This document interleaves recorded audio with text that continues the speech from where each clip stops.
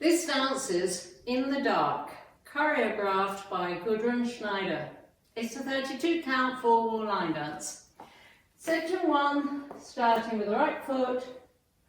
Walk, walk, anchor, step, rock back, recover, step forward, pivot quarter turn right, now facing 3.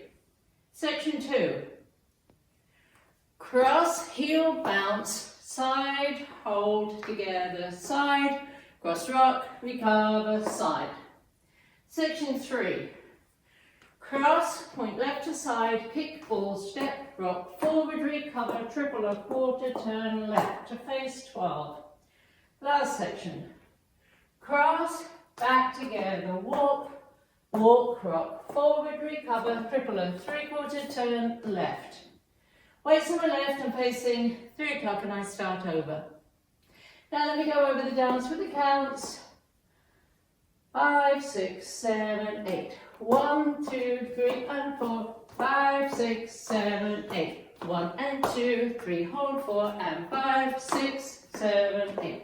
1, 2, 3 and 4. 5, 6, 7 and 8. 1, 2 and 3, 4, 5, 6, 7 and 8.